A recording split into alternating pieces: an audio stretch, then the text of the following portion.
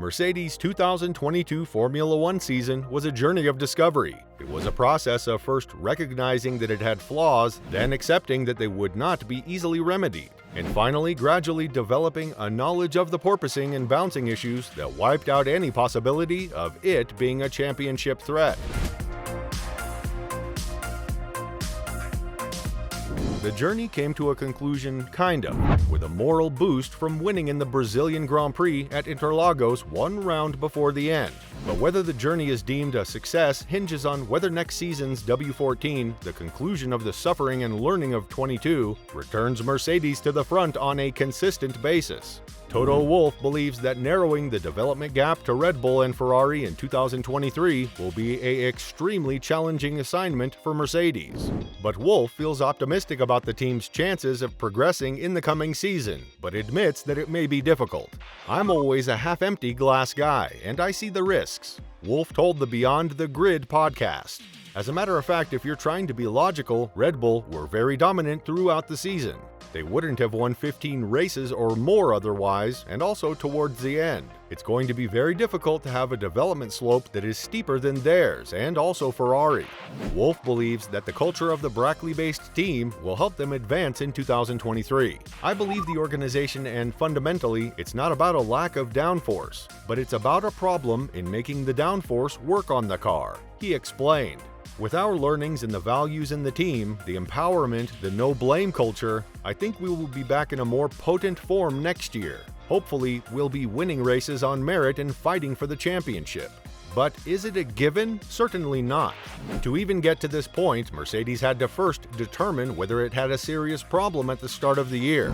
The bouncing was clear the first time the car struck the track, on a windy promotional day at Silverstone on February 18th.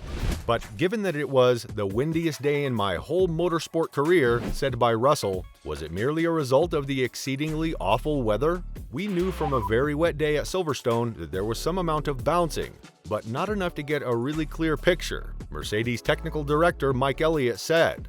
"That day was pretty horrific to say the least, with gale force winds and heavy rain, so we went to the first test and were able to prove it was definitely there. We knew we had issues to solve, but we obviously also knew we had a pretty big update to come, and it's hard to know what you do on the first kit versus what you do on the second kit, etc. So that was part of the challenge." Mercedes made headlines on the first day of the final preseason test in Bahrain when their Zero Side Pod package was revealed. The package did not solve the problems, although Mercedes claims it did not cause them. Despite the fact that the narrow side pods were heavily scrutinized, the crew does not feel that they were to blame for the poor performance. "It didn't create anything unexpected," said Elliott. "Unfortunately, it didn't fix our problems, it was never intended to. When people look at the car, there's this tendency to talk about concepts of cars in that you have a concept, you put it on the track and it works or it doesn't work. I think the reality of what we do is a constant evolution. It's to take what you've got and say, well, how can we make it better? And you do that by looking at competitors' cars. You do that by looking at your own simulations, your trackside measurements, your wind tunnel measurements, your CFD measurements, and say, what's the next step to make? And although the side pod is visually quite different to what others are running, when you look at what it does aerodynamically, it's not so different to what others are running, it's just a different geometry. The reality is that if you were to swap side pod concept, I don't think it makes a very big difference to where we're at." Even after testing, Mercedes was sure that it would be able to resolve its issues swiftly. There was discussion of huge lap time advantages if they could get the car to run consistently at the low ride heights required. That, however, proved difficult.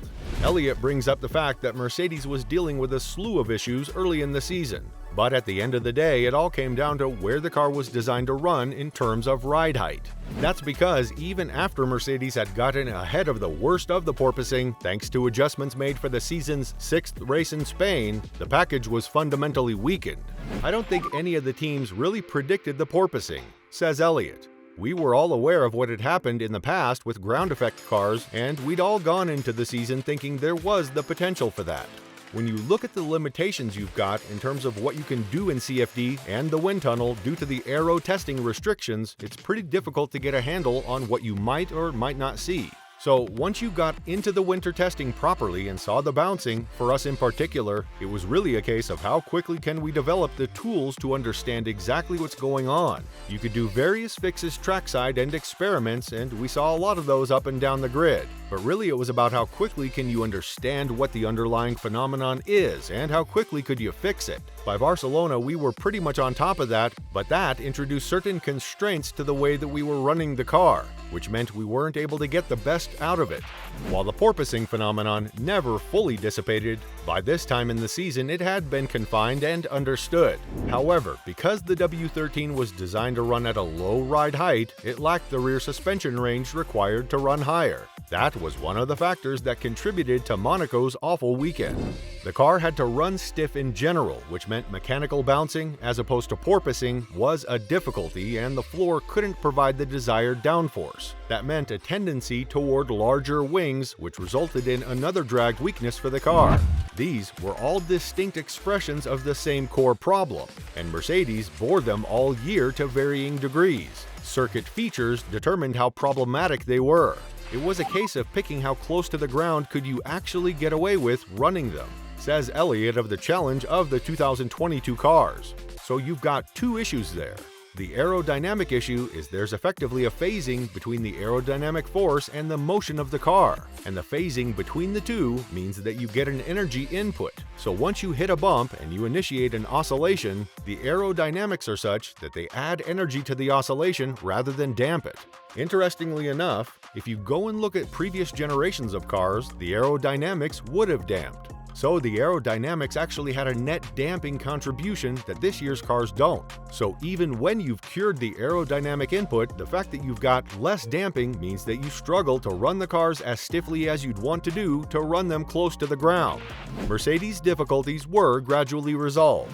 The floor rigidity was raised, the porpoising was tamed, and while bouncing still created issues, particularly in Baku, Mercedes had made it through the debugging phase. However, this came at a cost because normal development stalled while it worked through the car's numerous issues. However, by mid-season, Mercedes felt it had a car with which it could work, and performance became more consistent. So the team's focus was on getting the most out of it while also continuing to gain awareness and evolve its many tools to prevent a repetition in 2023.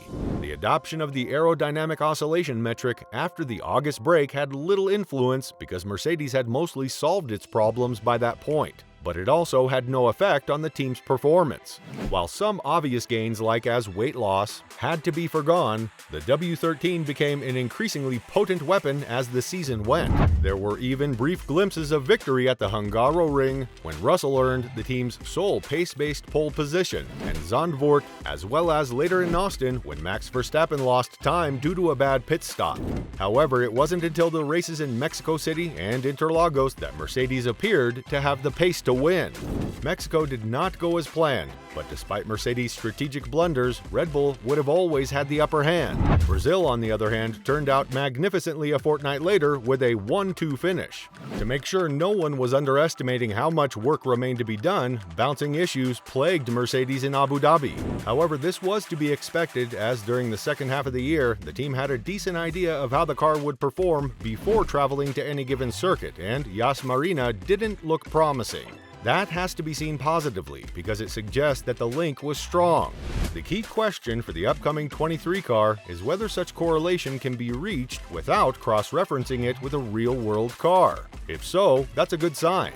Third in the Constructors' Championship was always a possibility, but it's to the team's credit that it came within 39 points of challenging Ferrari for second. The fact that Mercedes was able to make so much progress and transform a car that was at times a misery bodes well for next year. It will have emerged stronger from the experience with a massive knowledge database. However, the fact that there were still issues with the car even late in the season, with Lewis Hamilton highlighting its sometimes capricious handling quirks, shows that it is not the definitive answer to the question of whether Mercedes has understood and eliminated all of the mistakes that led it down the wrong path with its car.